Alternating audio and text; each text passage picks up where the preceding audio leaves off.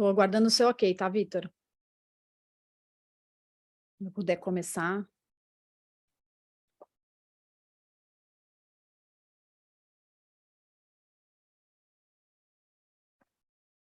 Bom, então, vamos lá, vamos iniciar o nosso webinar de mercado de carbono brasileiro. Queria agradecer a todos aqui pela presença, os ouvintes, os nossos palestrantes aqui, ilustres palestrantes. É um prazer ter vocês aqui para a gente discutir um tema tão relevante e tão quente no momento. Vai ser um prazer aqui a gente fazer essa conversa, esse bate-papo. Informações gerais para quem está nos ouvindo aqui. A gente vai ter, então, vou passar aqui a agenda do dia, né, do nosso evento. Eu vou fazer uma apresentação da aliança, introdução sobre a temática, né, do mercado de carbono. Depois a gente passa para uma apresentação inicial de 5 minutos de cada convidado. Depois vai ter uma discussão moderada com perguntas. Vocês podem enviar perguntas via chat, tá? Aquele Q&A. Essas perguntas todas vão ser selecionadas e passadas aqui para a gente. Então, esse é o modo de vocês interagirem conosco. Depois a gente vai ter um tempo para as perguntas dos ouvintes, né, e do público. A gente passa para as considerações finais de cada palestrante. E, então, a gente encerra o nosso webinar.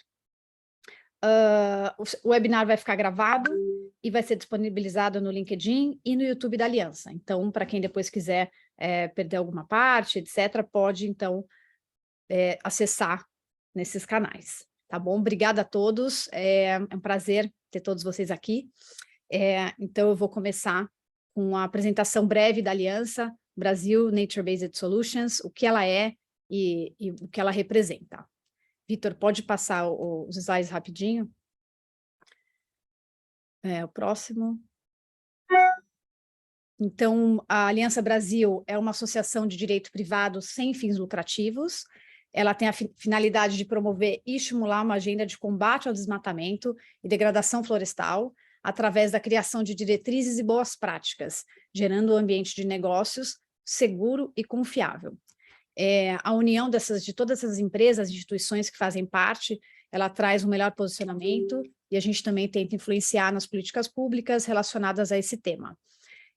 Com maior escala, qualidade, liquidez e fortalecendo esse ecossistema, né? Essas são as organizações que hoje compõem a aliança, tá? Então, são 17 instituições que compõem. Pode passar, Vitor. Hoje, essas empresas todas, elas representam 60% do mercado brasileiro de RED+, é um número bastante relevante. Pode passar também. A gente faz uma articulação e trabalho em rede, então a gente age desde as empresas até as comunidades e proprietários de terra, onde os projetos são gerados, onde a gente promove a diminuição de desmatamento, os desenvolvedores de projetos, os programas de certificação e registro de metodologia, a gente também tem interação com eles, os organismos de validação e verificação, todas as instituições, os brokers e traders, as associações de terceiro setor e outras alianças também, e o poder público, o Ministério do Meio Ambiente e os governos estaduais. Então, esse é nosso modo de interação com todos. A gente tem também como principais linhas de ação integridade e boas práticas, advocacy e políticas públicas, e sensibilização, engajamento e comunicação. A gente também tenta trazer sempre uma parte de educação do público, do que é e por que existe o crédito de carbono também. Pode passar o próximo. A gente tem algumas publicações e posicionamentos, alguns temas a gente se posiciona, o protocolo de análise prévia de projetos RED+ no Brasil, a gente lançou um guia de compra responsável de créditos de carbono RED+ no Brasil, para as empresas entenderem como adquirir esses créditos e por que adquirir. Posicionamento sobre Art Trees, programas jurisdicionais e oportunidades, desafios e recomendações da aliança, e posicionamento sobre o decreto 11.075, que é um dos que a gente vai discutir hoje aqui. Então, acho que era isso, Vitor. Esse aqui já é o do mercado de carbono no Brasil, né, uma prévia aqui já entrando na temática de hoje, né, no tema. O decreto 11.075 e o projeto de lei 2148 apensado e seus apensados, né, que hoje é 528, o decreto e o PL são vistos como um sinal positivo para a pauta de carbono no Brasil, que estava travada há muitos anos. Então, a aliança entende como sinais positivos para o mercado. Demonstra o interesse, né, por parte do poder público de criar instrumentos de precificação via mercado. O decreto não substitui o projeto de lei no 11.248 e seus apensados. Ele não é substitutivo, tá? E a aprovação do PL, ela ainda é necessária para que a gente tenha maior segurança jurídica e para futuras definições sobre o mercado regulado nacional. É o PL que vai trazer as regras e detalhes de como esse mercado vai funcionar. Pode passar, Vitor. Bom, então esse é um panorama geral aqui, para a gente entrar na temática, né, e o que a aliança faz, o que ela representa. As mudanças climáticas, né, a gente tem esse tema recorrente nos noticiários, o que antes era uma promessa de desastres climáticos, hoje é uma realidade. Um exemplo é a onda de calor que os países do hemisfério norte estão sofrendo nesse momento, com temperaturas chegando a 40, 45 graus, causando diversas consequências. E essa onda de calor, ela é interessante que ela já foi até batizada, né? Agora como são fenômenos que estão acontecendo, essa já tem um nome, chama-se Zoe, para quem tiver interesse. Então, o mercado de carbono, ele vem como uma das soluções para que a gente não ultrapasse 1,5 graus Celsius de elevação de temperatura global. Então, esse mercado, ele torna-se necessário e urgente devido a essas consequências que a gente já sofre hoje em dia. Então, muitos países já têm os seus mercados regulados, para que eles possam atribuir metas de redução aos setores mais emissores e, consequentemente, a diminuição progressiva das suas emissões de gases de efeito estufa. No Brasil, que é o quinto maior emissor, recentemente, em maio, a gente teve o estabelecimento do decreto, que a gente acabou de comentar, e trouxe mais informações sobre metas setoriais e a criação do Sistema Nacional de Redução de Emissões de Gases de Efeito Estufa, o SINARE, como um registro centralizado de projetos de mitigação de emissões, crédito de carbono e das transações resultantes desse mercado.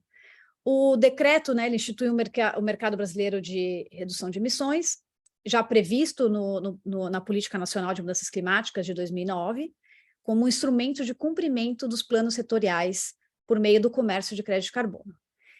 Já o PL 528, pensado, ele tenta estabelecer as regras para esse mercado.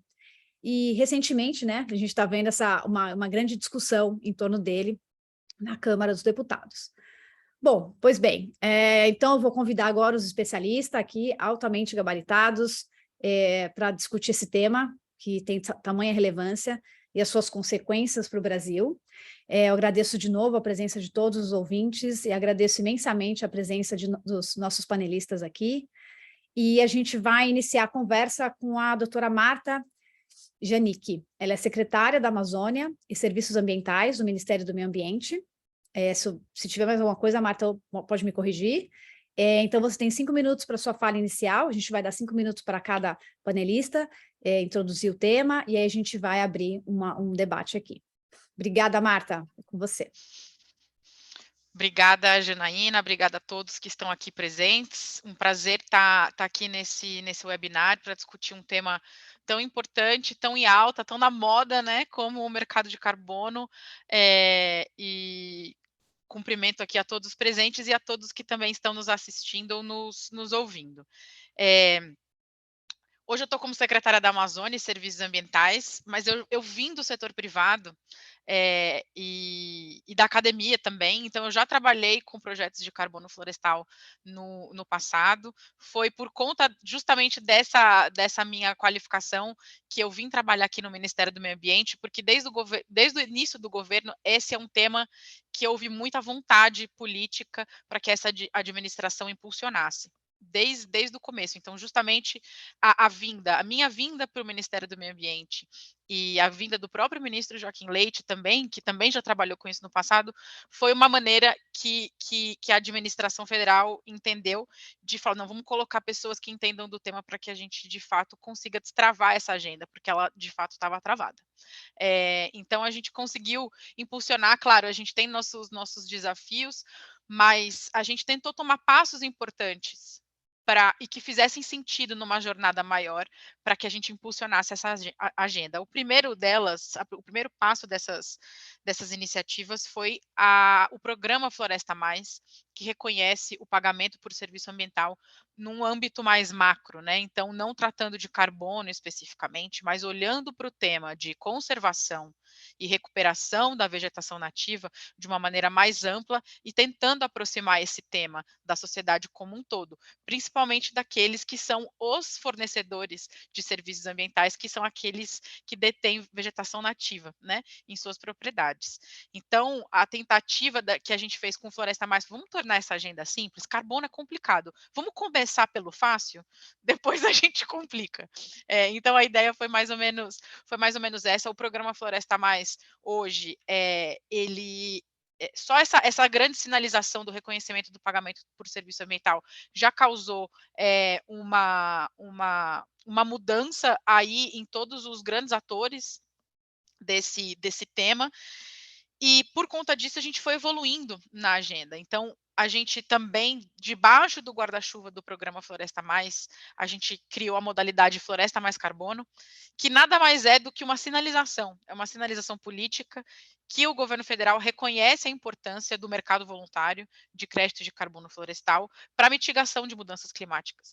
É isso que o Floresta Mais Carbono diz. Claro que dentro de um guarda-chuva onde você tenha boas práticas, claro, sem deixar as boas práticas de lado. Foi nesse contexto que a gente até, inclusive, se aproximou da aliança e na busca de subsídios para ver como que a gente, né, desenvolvia todo esse arcabouço que a gente fez no Floresta Mais Carbono. Depois do Floresta Mais Carbono, a gente também observou aí diversas criações de instrumentos, né? Um deles é a CPR Verde, que é um instrumento financeiro para você trazer lastro para operações financeiras que visam também conservação e recuperação. E a gente começa a enxergar esse boom de iniciativas que visam nada mais, eu acho, que de trazer segurança jurídica para esses temas. O que culminou também na edição do decreto, que era algo que também era muito aguardado, que ele traz duas grandes coisas. Primeiro, que ele regulamenta um artigo específico da PNMC. O decreto ele tem essa função, ele tem uma função regulamentadora. Então, ele traz essa regulamentação e ele cria o cenário. Então, eu vou deixar aqui essa minha fala de 5 minutos, porque eu sei que a gente vai se aprofundar no bate-papo aí no decreto, e passo a palavra de volta para a Janaína. Obrigada. Obrigada, Marta. Então, agora vou passar a palavra para o Lourenço Tigre, diretor de finanças do BNDES. Lourenço, prazer ter você aqui. Você tem 5 minutinhos aqui para fazer umas considerações iniciais e a gente ir para o bate-papo, tá bom? Obrigada. Perfeito. Jana, obrigado pelo convite. É um prazer estar aqui com todos vocês.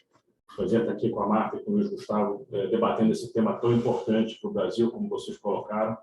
E aí, aqui, eu começar com uma mensagem, que acho que é uma mensagem de otimismo. Eu acho que essa discussão toda sobre carbono e clima, ela traz uma oportunidade incrível para o Brasil, né? O Brasil tem um tripé que pode ser transformador para o nosso país, que está relacionado à energia renovável, né? A gente tem uma das matrizes energéticas mais limpas do mundo, com um potencial de expansão que talvez não tenha igual no planeta.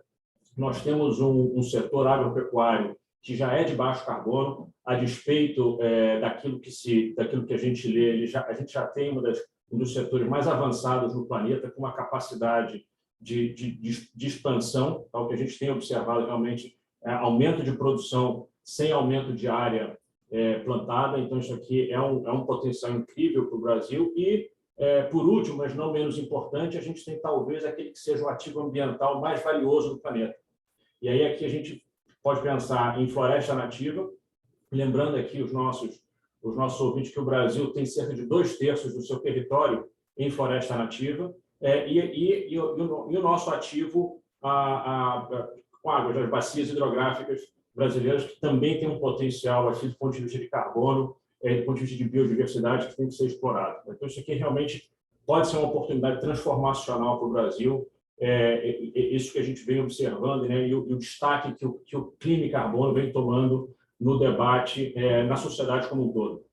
Saiu da academia e dos ambientalistas, e hoje ele ocupa destaque no setor financeiro, no setor corporativo, e na sociedade como um todo. Isso é muito, muito importante. Tá? E aqui a gente, quando a gente pensa em carbono, a gente pode olhar para o carbono seja como um instrumento, né, como ele hoje é negociado, e aí aqui a gente tem o mercado regulado, que é tratado aqui, né, pelo PL, a gente tem o mercado regulado também, o mercado voluntário, de certa forma, que é abrangido pelo decreto. O decreto tem um papel aqui, como a Marta bem colocou, fundamental. A gente, quando o decreto foi publicado em maio, ele abre uma oportunidade para as discussões setoriais, fundamental no país. Aí ele também trata de uma temática que é importante e que nós temos que estar atentos, é que o Brasil, dado esse tripé que eu mencionei, tem que ter muita cautela para não importar uma narrativa que funciona bem na Europa, mas não funciona tão bem assim no Brasil. O sistema de cap and trade, né, que é o sistema do mercado regulado, o sistema de cotas de emissão, ele não ataca aquilo que é responsável hoje por 45% da pegada de carbono brasileira, que é o tema florestal. O tema florestal, ele, em larga medida, ele pode ser resolvido quando nós aqui do mercado financeiro, né, e o setor corporativo, a gente passar o sinal de preço correto. Então, a gente precisa passar o sinal de preço correto de que preservar a floresta plantada e criar instrumentos para reflorestamento, ele passa a ser valorizado. A gente não pode olhar, porque aqui tem um tema do carbono, mas vai além do carbono, como a Marta também muito bem colocou. O PSL tem essa função que é importante, o carbono é um dos componentes, mas a gente tem que olhar para a biodiversidade, tem que olhar para o solo, tem que olhar para a água. Isso são todos aspectos aqui importantes que o mundo começa a dar valor. Então, a gente vê isso aqui de forma muito positiva no banco. Tá? O clima e carbono faz parte de uma das estratégias principais do BNDES, tá? Desde o início dessa gestão, e a gente vem cada vez mais avançando. Agora, é um tema complexo, é um tema que demanda, a gente tem pouco tempo para esperar, a gente não pode esperar uma nova geração de especialistas, então os executivos hoje eles têm que acelerar muito esse aprendizado. Vocês já estão olhando para carbono há algum tempo. Eu comecei há pouco tempo aqui no banco, tem 1 ano e meio debruçado sobre a temática, que é uma temática fascinante e com um potencial incrível. E aí tem um outro aspecto dentro dessa oportunidade para o Brasil, onde o carbono opera muito bem, e tem uma outra maneira da gente operar a crédito de carbono, que é com que a gente está chamando aqui de a reindustrialização climática do Brasil. O que isso quer dizer? A gente pode exportar crédito de carbono, né? Certificamos crédito de carbono, seja florestal, seja do metano, e transacionamos ou no mercado regulado ou no mercado voluntário com países que precisam do carbono para fazer suas compensações, para cumprir suas NDCs, ou o que o Brasil pode fazer também é exportar produtos de baixo carbono, tá? Seja no agro, seja produtos industrializados, porque nós temos uma energia renovável, nós temos esse ativo florestal, e esses produtos eles passam a ser valorizados com preços maiores. Então, você tem o carbono embutido em produtos. Então, aqui, para concluir essa fala inicial, a gente vê, de novo, com bastante otimismo aquilo que nós temos pela frente. O BNDES tem cada vez mais ampliado o leque de produtos e serviços e que a gente oferece para que o Brasil se beneficie, né, dessa oportunidade. Obrigada, Lourenço. Realmente, o BNDES tem atuado muito forte nessa temática. A gente ficou muito surpreso positivamente com a atuação de vocês aqui. Então, parabéns pelo trabalho que estão desenvolvendo. Bom, então agora eu vou chamar o doutor Luiz Gustavo Bezerra. Ele é Head de Meio Ambiente, Mudanças Climáticas e sócio do escritório Theo Schecker Meyer Brown. Especialista no assunto. E então, Bezerra, você tem 5 minutos para suas considerações iniciais aqui, para a gente ir para o debate. Obrigada. Legal, Janaína. Bom, primeiro, um grande prazer estar com a Marta, estar com você, Jana, estar com o Lourenço. Obrigado aí pela aliança e a você, Jana, pelo convite para estarmos aqui nessa oportunidade discutindo esse tema tão relevante. Eu acho que tem que ressonar um pouco a visão otimista que o Lourenço trouxe sobre o assunto no Brasil. E parabenizar vocês que estão aqui como representantes aí do governo federal, a Marta, pelo trabalho que vem fazendo, Lourenço, como representante do BNDES, pelo trabalho que também tem feito, e a Aliança, Jana, e as empresas associadas à Aliança, integrantes da Aliança, pelo bom trabalho que tem feito, e mesmo diante de um cenário de seguranças jurídicas, desbravar esse mercado, ter coragem de encarar os desafios, fazer os negócios e efetivamente cumprir o papel que o mercado voluntário tem, que é um papel crucial, em particular enquanto a gente não tem no Brasil um marco regulatório que trate de um mercado regulado propriamente dito, ou esse marco regulatório não é operacionalizado. Então, a gente vai ter que contar muito com o mercado voluntário, com os projetos florestais do mercado voluntário no Brasil pelos próximos anos. O histórico mostra, olhando para outros exemplos, que quando se coloca o mercado regulado de pé, ele leva um tempo para ele começar a funcionar efetivamente. Tem um tempo de implementação, depois do tempo de implementação, ele toma um tempo para que as partes reguladas e não reguladas, o mercado entenda aquela dinâmica e ele consiga trazer resultados. Então, queria parabenizar novamente vocês.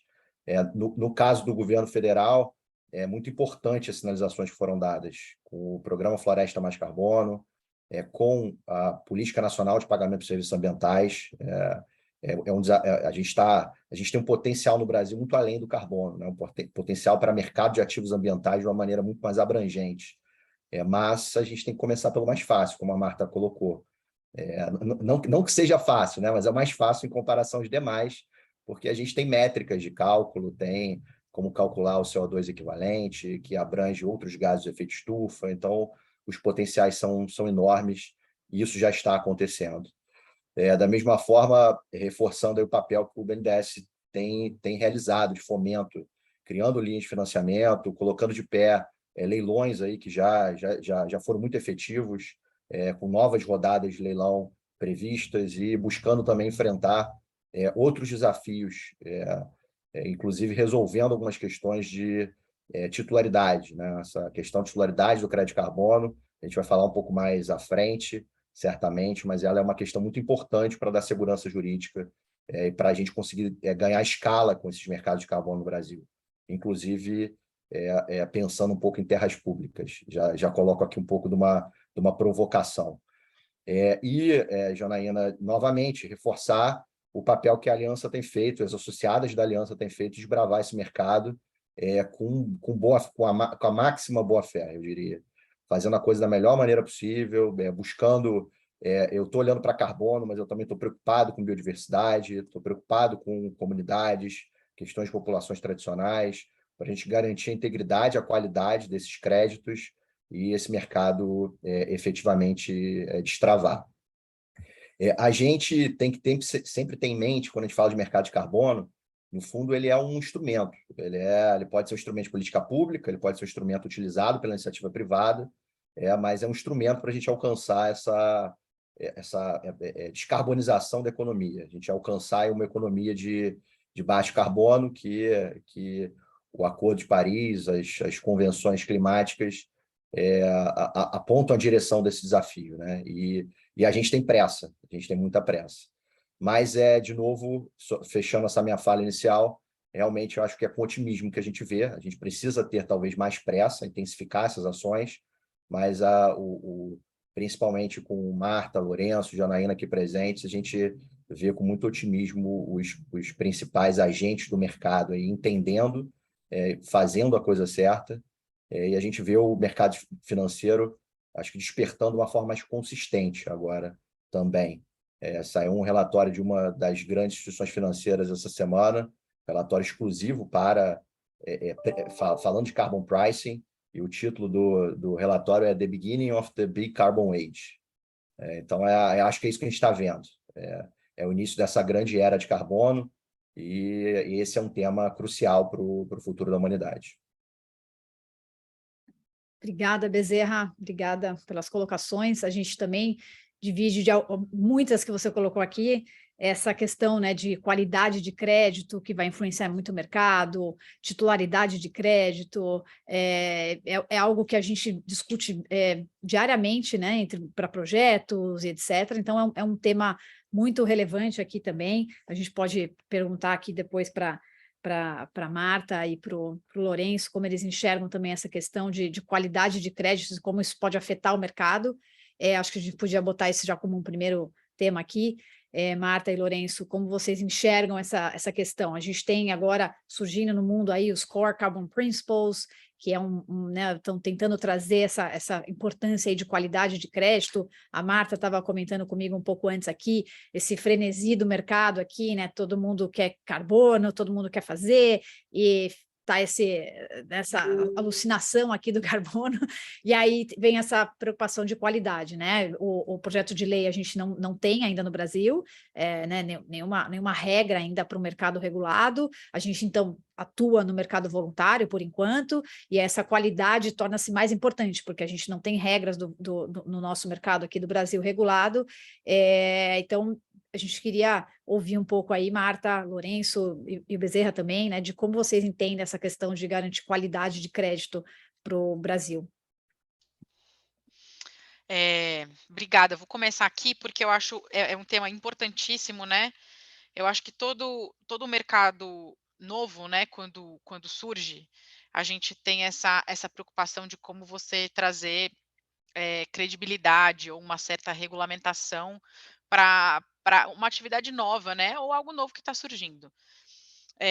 Salvo as diferenças, eu lembro lá atrás quando o Uber surgiu, como que era a preocupação, né, que tinha aquela fala, os taxistas, mas o Uber, meu Deus, mas o Uber não está regulamentado, e o que vai acontecer, mas não tem uma regulação para eles atuarem, e teve aquele, né, aquele frenesi, também vou usar a mesma palavra que você usou, e depois as coisas foram se assentando, porque o próprio mercado de motoristas por aplicativo foi entendendo que era importante você trazer uma certa robustez para aquele, garantir que aquele motorista estava, enfim, né, tinha atendido princípios mínimos, ou seja, a carta dele estava ok, ele não tinha antecedente, ele não tinha isso, assim, estava tudo clean para ele conseguir atuar. Então, eu acho que, assim, é essa a ideia. O próprio mercado, ele vai entendendo aquilo que é aceitável e aquilo que não é aceitável, né? Então, a gente sabe que a quem atua no mercado voluntário há tempos, sabe que você tem um regramento, embora não definido em nenhum ato normativo, você tem um regramento que você precisa cumprir, você precisa atender uma certificação. Essa certificação, ela precisa conter critérios mínimos para que você seja certificado. Para você emitir esse crédito de carbono, ele precisa estar em alguma central de custódia, ele não pode estar assim no ar, entendeu? Ele precisa ter um certo lastro. Então, a ideia é que esses mecanismos que já são tão presentes no mercado voluntário sejam aderidos num futuro mercado regulado. O que a gente trouxe, obviamente, dentro do decreto, é a possibilidade de você trazer uma ferramenta, que é o Sinari, aonde a gente vai poder ter um registro daquilo que vai ser informado como débitos ou créditos de carbono, né? E a partir disso, essa informação ela deve vir com critérios mínimos. Então, o próprio Sinari, na hora que ele tiver, obviamente, com seu arcabouço organizado, ele vai trazer esses critérios mínimos nessa tentativa de blindar de iniciativas que sejam aventureiras, né? Essa que é a ideia do próprio Sinari. É um instrumento de gestão, obviamente, do governo, porque a partir do Sinari, o governo vai ter como avaliar o atendimento do caminho que a gente está percorrendo até atingir a nossa ANDC, o compromisso que a gente fez, que é a neutralidade de carbono em 2050. Então, ele vai ser o nosso dashboard para ver o caminho que a gente está seguindo e, ao mesmo tempo, trazer esses critérios mínimos que são necessários para que você evite aí iniciativas aventureiras e traga cada vez mais credibilidade para os créditos nesse mercado. Complementando aqui um pouco o que a Marta falou, assim, eu vejo essa evolução, essa discussão sobre qualidade e integridade dos créditos como um processo natural de um mercado que era artesanal até pouco tempo atrás, né? A gente tinha estimativas que o mercado voluntário de carbono no mundo há 3 anos atrás, 4 anos atrás, transacionava não mais do que 100 milhões de dólares equivalente em crédito de carbono.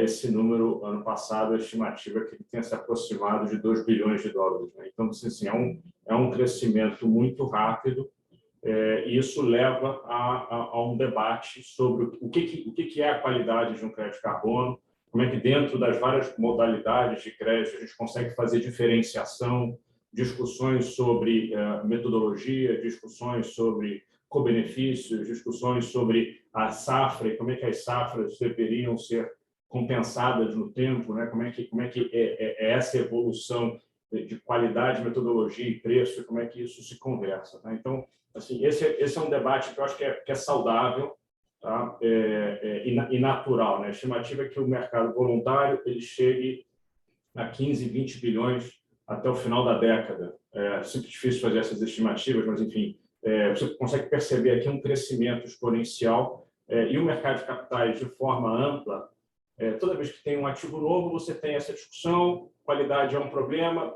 eventualmente vamos descobrir alguns critérios que hoje a gente considera que são aceitáveis e daqui a pouco tempo talvez eles não sejam.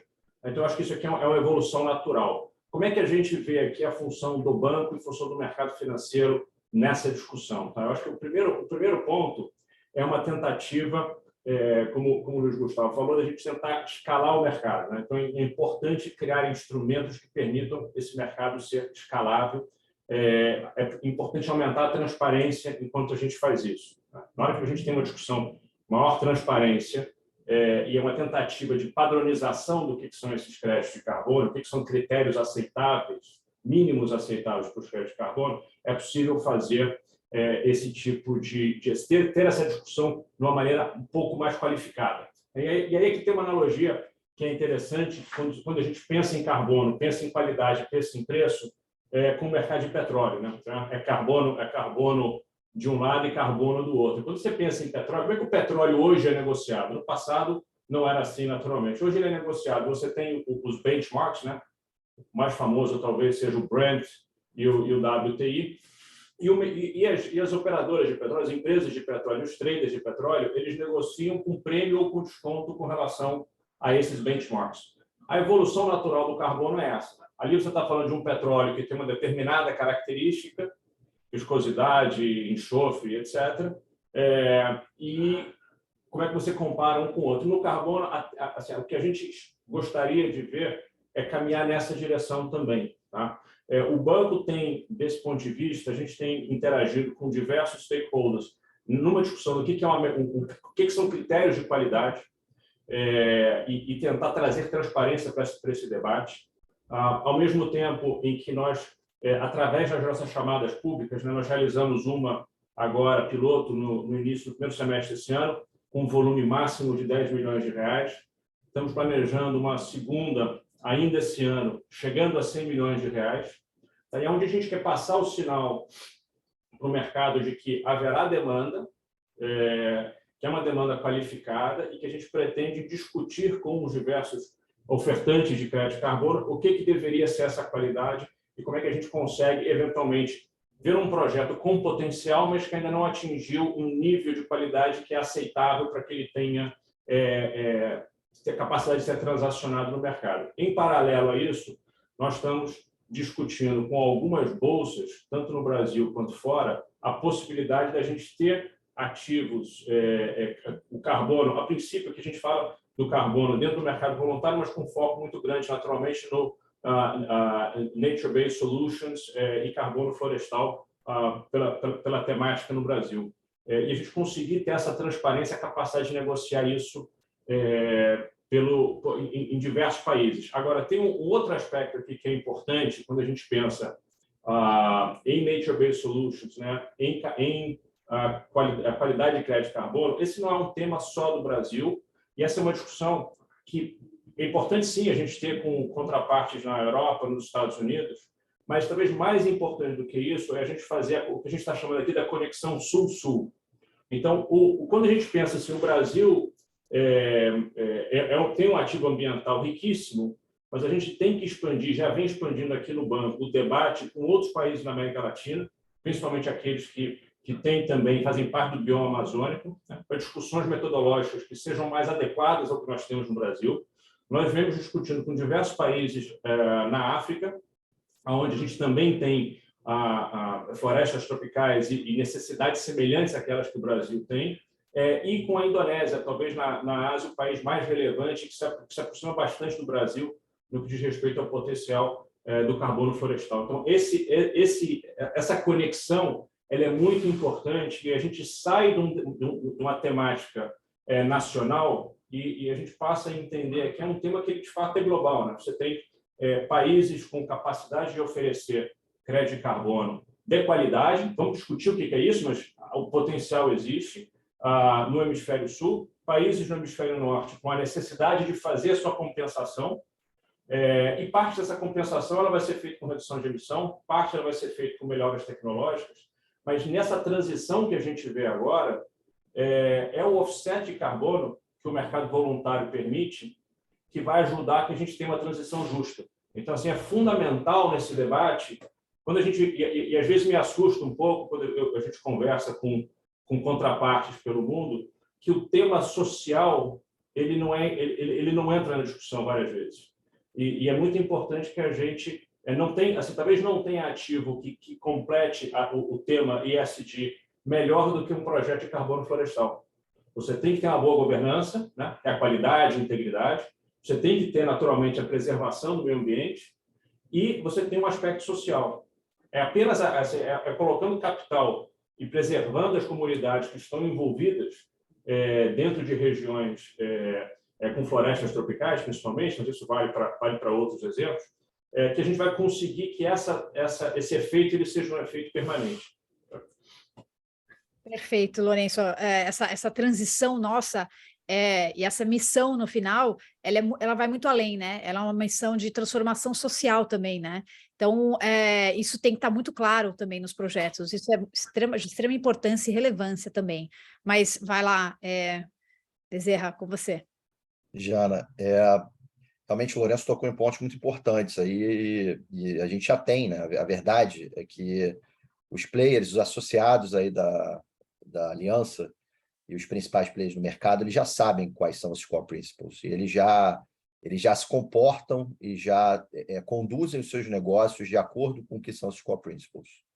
Esses core principles estão em discussão, eles ainda não têm martelo batido, estão lá no VCMI, está no Integrity Council, começam a se multiplicar também instituições aí que começam a querer ter a sua visão sobre a integridade e a qualidade do crédito de carbono, e isso talvez não seja tão saudável assim, a gente precisa de uma harmonia, né? Critérios demais e padrões demais, às vezes mais prejudicam do que ajudam, mas a verdade é que esses atributos que qualificam o crédito de carbono, os associados da aliança já conhecem. A gente já sabe o que é importante em termos de adicionalidade, o que é importante em relação a discussões de titularidade, e aí a gente tem muitos desafios.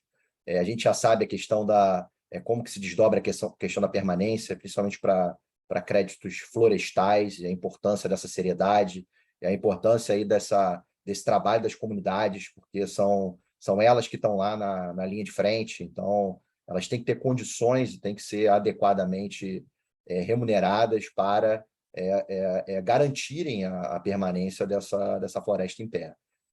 E também a questão do vazamento, né? As comunidades também, da mesma forma, têm importância crucial. Não adianta você conseguir gerar crédito de carbono evitando desmatamento numa região e a região vizinha acaba sofrendo as consequências de um cuidado maior com aquela outra região.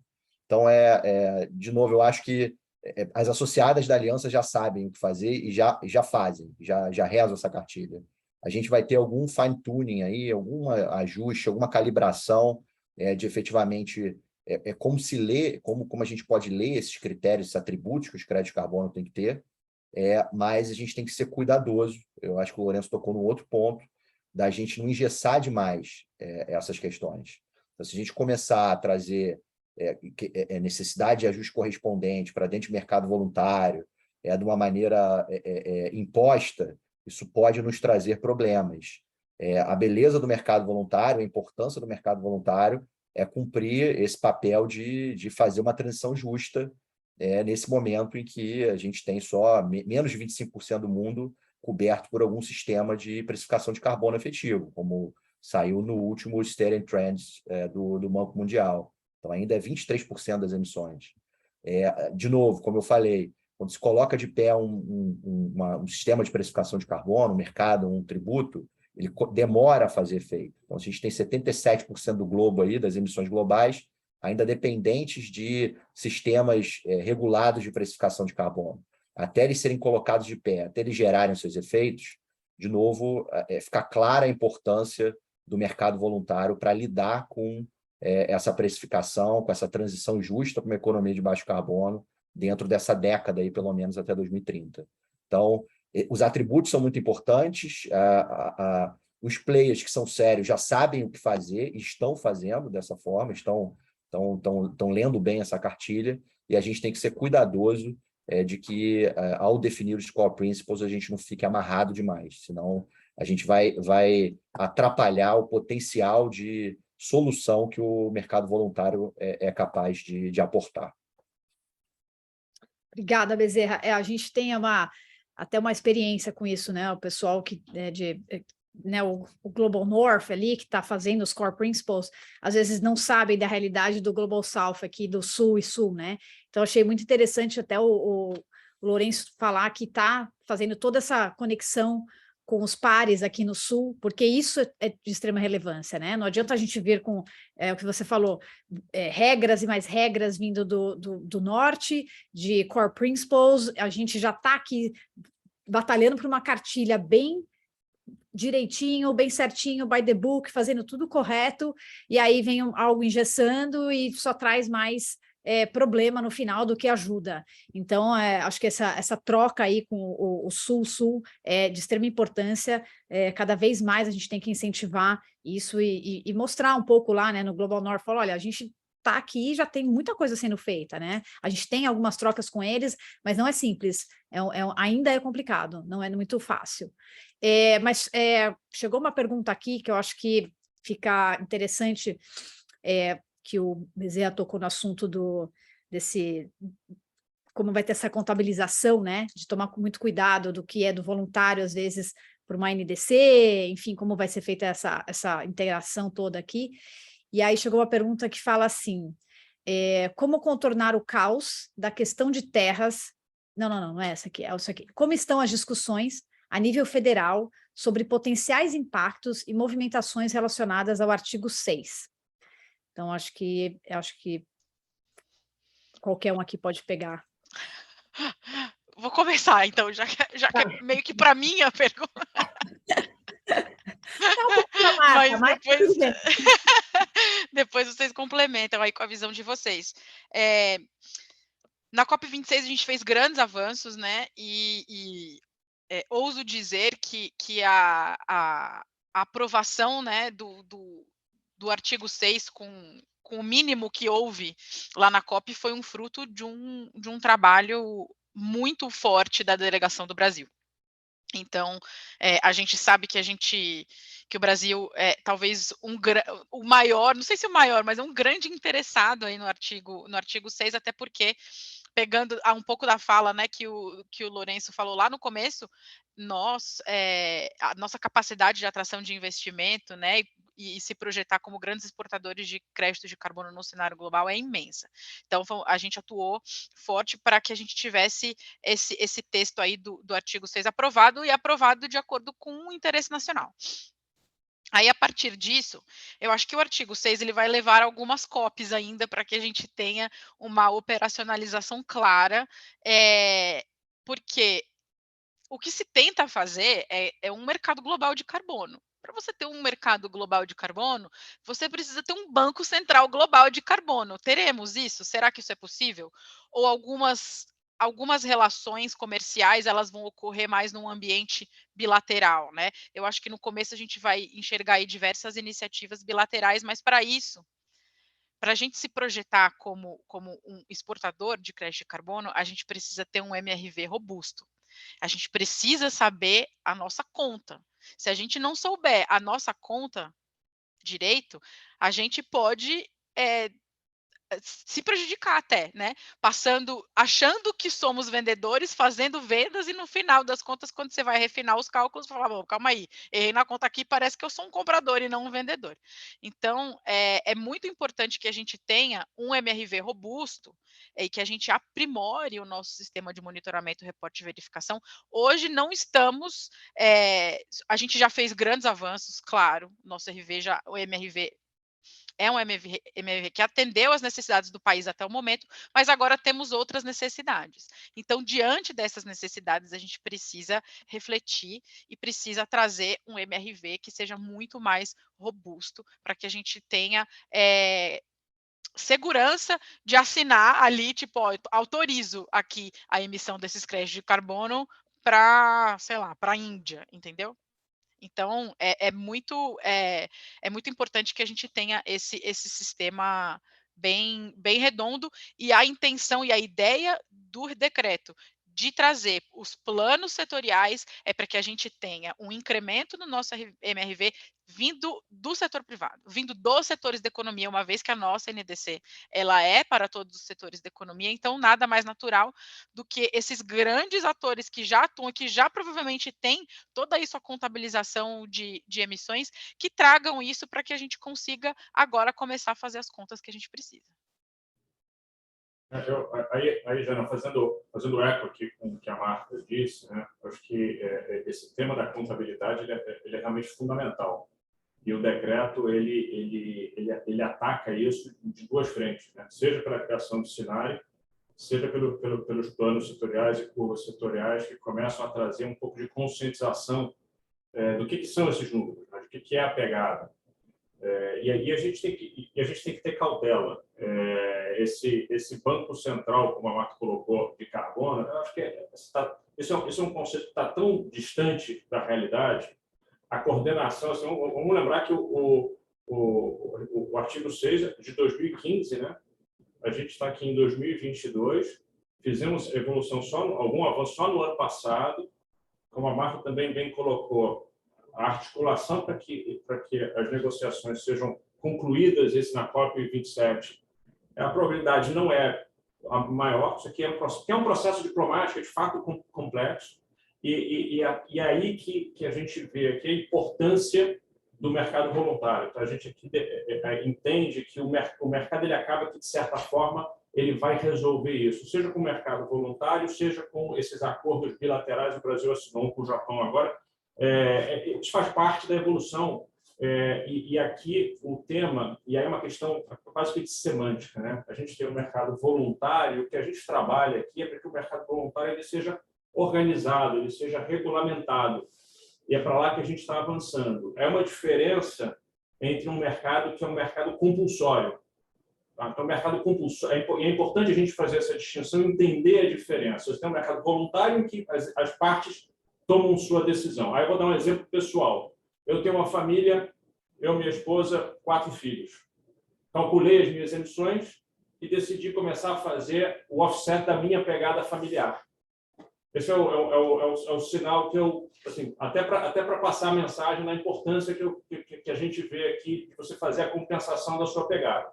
Então, quando o indivíduo toma para si a responsabilidade, aí você tem responsabilidade de cobrar as suas contrapartes, né, os seus fornecedores, de tentar tomar decisões para reduzir sua pegada, e quando você não consegue, você faz a sua compensação. Porque a gente está trabalhando para que esse mercado voluntário ele seja organizado, regulamentado, e que, com isso, aumenta a transparência. Aí, o que vai acontecer na esteira disso é que contrapartes ao redor do mundo vão olhar para esse mercado organizado e vão se sentir mais confortáveis. O custo informacional, né? Hoje a gente tem um plano de informação. O que é o crédito de carbono, o que não é. Então, a gente avança nessa direção, e na hora que isso acontece, o artigo 6 ele quase que se resolve sozinho, porque você passa a ter o mercado ele vai caminhar nessa direção. Agora, é um processo que não é um processo automático, né? Vamos lembrar que a gente vive aqui, né? quando a gente fala do 1,5 graus, isso aqui tem a ver com o processo desde a Revolução Industrial, né? A Revolução Industrial, na verdade, ela é uma revolução energética baseada em combustível fóssil. Então, isso foi a Revolução Industrial. Então, a gente imaginar que vai fazer essa transição do dia para a noite, a gente já vê o que está acontecendo pelo mundo hoje, do ponto de vista de preço de combustível, preço de alimento. Tem muita cautela aqui, tá? E aí, reforçando o ponto, a importância da gente ter um mercado, assim, um mercado voluntário que vai, na próxima década, endereçar essa questão, menos do que o mercado regulado. Eu acho que Marta e Lourenço já falaram tudo, Jana. Realmente, a gente não pode esperar que uma regulamentação o detalhamento das metodologias e regras do artigo 6, porque, de novo, como o Lourenço bem colocou, o Código de Paris de 2015, a gente só no ano passado conseguiu ter o rulebook, aí, as regras básicas, mas elas vão se desdobrar, estão se desdobrando com o trabalho de grupos técnicos, do SBSTA lá, trabalhando para metodologias de acoplamento do RED. Tem muito trabalho a ser feito ainda até que isso realmente se destrave. E a dinâmica que a gente está observando em relação ao artigo 6, 6.2 em particular, é que os países mesmos estão entendendo que não podem esperar, e cada vez mais se multiplicam essas parcerias entre os países. Então, essa é uma realidade posta, colocada. A gente ter uma autoridade internacional que consiga resolver essa contabilidade, eu acho que não é algo que se resolve em poucos anos. E aí, de novo, fica muito ressaltada a importância do mercado voluntário, para a gente construir, talvez, bottom-up, né? Essa realidade do cidadão, como o Lourenço colocou, para empresas, municipalidades, Estado, e a coisa vai chegar lá em cima já meio que automaticamente resolvida, né? Então, essa questão vai acabar se resolvendo à medida que as realidades se imponham. A realidade da crise climática, que ela se impõe cada vez mais, a realidade dos litígios climáticos, globalmente e no Brasil, que eles colocam cada vez mais, e colocam contra a parede players importantes, de empresas, a governos, a instituições super relevantes. Então, isso que vai acabar dando um pouco do tom. E nesse meio de caminho, o mercado voluntário tem um papel crucial, um papel muito importante. E eu acho que é isso. Acho que é isso para endereçar essa questão colocada pela plateia. Legal, obrigada, gente. Acho que é realmente isso. O mercado, no final, ele acaba se autorregulando, né? A pressão é tanta, a demanda é tanta, e o entendimento cada vez mais das pessoas, né, dessa urgência é tanta, como o Lourenço falou, ele mesmo já neutraliza a família dele. Então, eu acho que não é mais só esperar o artigo 6, etc., para que as coisas funcionarem. E esses acordos bilaterais a gente vê surgindo cada vez mais.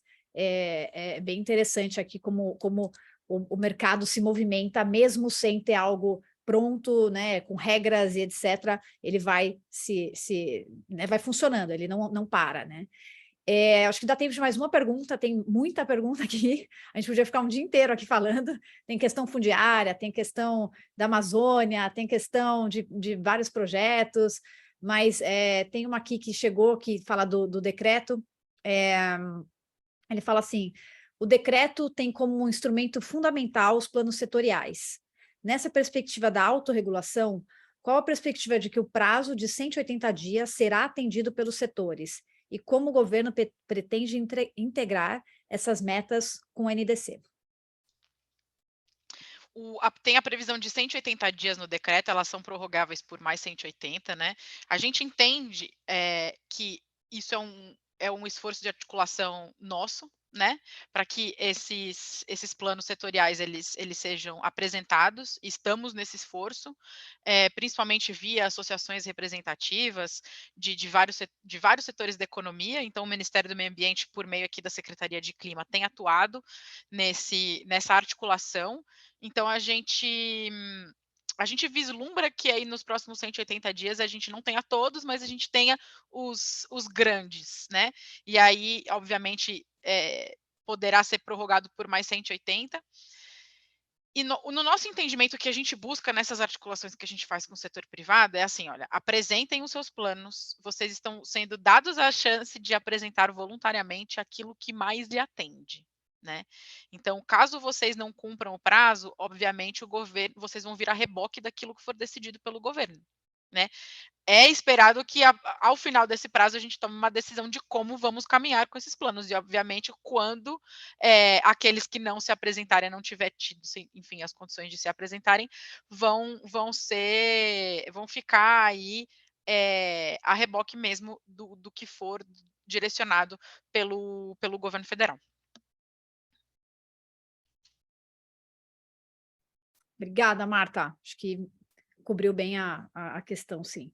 Bom, a gente só tem mais 4 minutos aqui, a gente teria 2 minutos de considerações finais para cada um, mas a gente vai ter 1,5 para vocês fazendo suas considerações finais, enfim, acho que foi bastante rica aqui já, a gente poderia debater isso um dia inteiro, eu falo, mas já trouxe bastante informação, acho que o público já conseguiu entender um pouco mais o mercado de carbono, as consequências de um decreto, de um PL, enfim, a gente conseguiu caminhar bastante. Então, acho que vocês têm 1 minutinho cada um para as considerações finais, e aí a gente, infelizmente, fecha aqui. Obrigada. Obrigada. Vou começar aqui bem rapidamente. Queria agradecer a todos os presentes, as pessoas que dedicaram seu tempo aí para nos acompanhar. Agradeço a presença aqui dos demais palestrantes. Foi um prazer estar aqui com vocês, debatendo esse tema. E do ponto de vista do governo federal, o decreto trouxe um grande avanço que trouxe segurança jurídica para que, de uma forma altamente liberal, bastante mercadológica, que a gente tenha o suficiente para que o mercado se aqueça e traga essa sinalização tão importante que o Lourenço, inclusive, trouxe, essa sinalização aí de precificação, essa movimentação do mercado que vai fazer com que o tema ganhe cada vez mais força. Qualquer ato normativo que traga insegurança jurídica ao que está posto no decreto ou que conflite com o decreto, a gente vê que não é interessante, porque a gente já está vendo grandes avanços e grandes iniciativas surgindo a partir aí do texto do decreto. Então, fica aqui o meu recado. Eu agradeço mais uma vez participar desse painel muito importante. Devolvo a palavra para os meus colegas. Eu termino aqui com uma mensagem, reforçando aqui a mensagem de otimismo, né, a oportunidade que isso representa para o Brasil, e lembrando que não tem nenhum antagonismo entre o que a gente chama, né, dos nature-based solutions, né, soluções baseadas na natureza, e a tecnologia e a ciência, né, os science-based initiatives. O processo florestal nada mais é do que ciência, né? Então, a gente às vezes cria essa dicotomia e ela na prática ela não existe. É importante a gente valorizar o ativo que o Brasil tem e a gente olhar para esse ambiente, para esse potencial com um prisma que seja adequado à nossa realidade e, novamente, não importando uma narrativa que não é adequada ao nosso país. Tá? E agradecer, Jana, pelo convite, a Aliança por todo o trabalho que vocês têm feito. Marta, sempre bom estar com você. Luiz, sabe as palavras, obrigado, bom te conhecer e obrigado a todos aqui pelo tempo. Também gostaria de agradecer aí, Jana, mais uma vez pelo convite da Aliança, de estar aqui com vocês. Mais uma vez um prazer estar com a Marta, estar com o Lourenço aí, que representa uma instituição tão importante para fomentar esse mercado de carbono.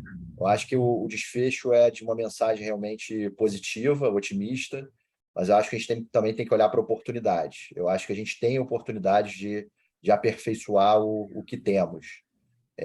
O decreto é crucial, muito importante, uma bela de uma sinalização para o mercado.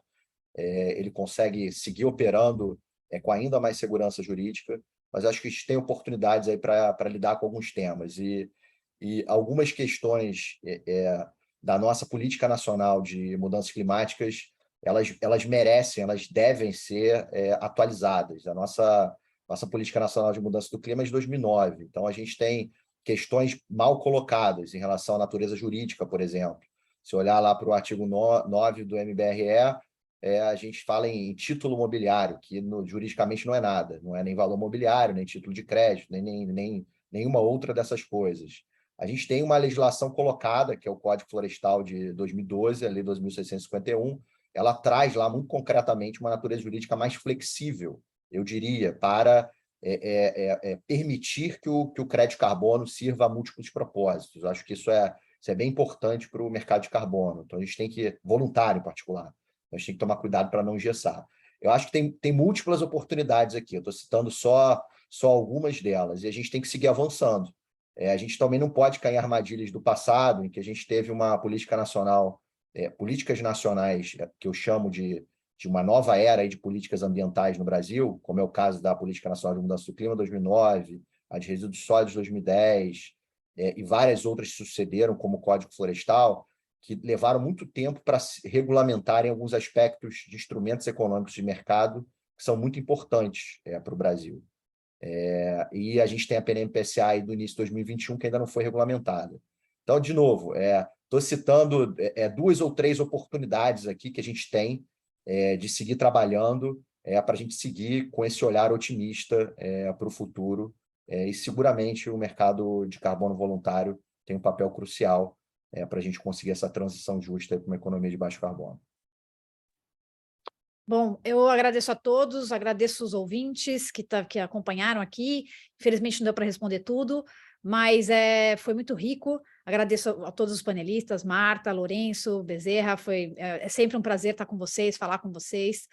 Toda essa interação eu acho que traz muito benefício para o mercado como um todo. Então, cada vez mais a gente dividindo essas informações, ajudando no que a gente pode dentro do nosso alcance, eu acho que só faz a gente progredir mesmo. Então, temos muito o que fazer ainda, já tivemos muitos avanços, então eu agradeço a todos, um bom dia, até a próxima.